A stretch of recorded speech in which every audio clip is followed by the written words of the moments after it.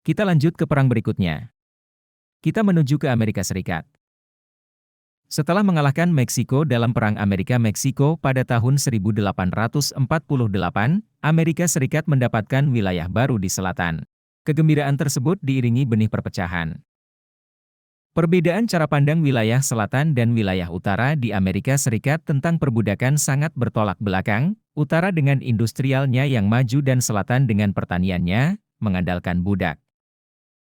Utara anti-perbudakan dan selatan pro-perbudakan, yang menjadi duri dalam daging dalam amandemen Amerika tentang persamaan hak.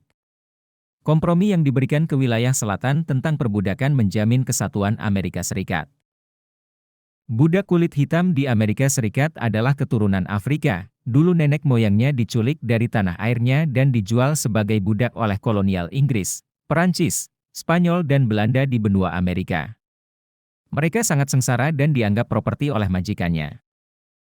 Namun di tahun 1850-an ketegangan semakin meningkat, kaum anti-perbudakan banyak mendapat dukungan dan beberapa negara bagian yang dulunya pro sekarang menjadi anti-perbudakan, serta banyak budak melarikan diri ke wilayah utara karena ingin menjadi manusia bebas. Yang ditanggapi oleh wilayah selatan dengan undang-undang perburuan budak yang melarikan diri.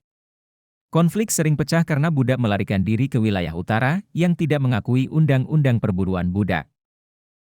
Pada tahun 1861, Abraham Lincoln terpilih sebagai Presiden Amerika, yang merupakan tokoh anti-perbudakan paling berpengaruh. Konsekuensinya negara bagian selatan memisahkan diri dan mendirikan negara baru yang disebut Konfederasi terdiri dari Carolina Selatan, Mississippi, Texas, Alabama, Virginia, Florida, Louisiana dan wilayah selatan lainnya. Lincoln menanggapi dengan perang dan menganggap wilayah selatan memberontak. Tahun 1861 perang pecah pertama kali di wilayah timur Amerika, diakhiri dengan kemenangan utara pada tahun 1863 dalam pertempuran Gettysburg.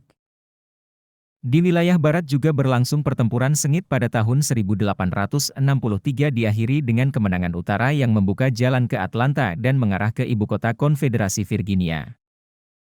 Di selatan tentara utara mengalahkan tentara konfederasi di New Mexico tahun 1863, namun gagal merebut Texas. Di laut, dominasi Angkatan Laut Utara tidak terbendung. Pada tahun 1862 merebut New Orleans, kota pelabuhan penting konfederasi dan memblokade semua pelabuhan di wilayah konfederasi, dan siap berperang dengan Angkatan Laut Inggris bila diperlukan. Pada tahun 1864, tentara utara merebut Atlanta, wilayah vital konfederasi. Pada tahun 1865 Virginia direbut dan konfederasi menyerah. Presiden Lincoln ditembak mati pada tahun 1865 oleh simpatisan konfederasi. Jasa Abraham Lincoln dalam perang ini sangat besar bagi pihak utara dan menjaga keutuhan negara Amerika Serikat serta mengakhiri perbudakan. Namun di lapangan, perang berakhir secara resmi tahun 1866. Persatuan Amerika Serikat terjaga dan kemampuan pasukan utara yang meyakinkan dalam perang tersebut, membuat kekuatan kolonial seperti Inggris dan Perancis enggan ikut campur dalam perang ini. Perang ini adalah konflik paling berdarah di Amerika Serikat dengan korban mencapai ratusan ribu jiwa, penggunaan teknologi baru zaman industri, telegraf, penggunaan mesin perang yang efektif, jaringan rel kereta api, kapal besi, yang mengakhiri era perbudakan di Amerika Serikat.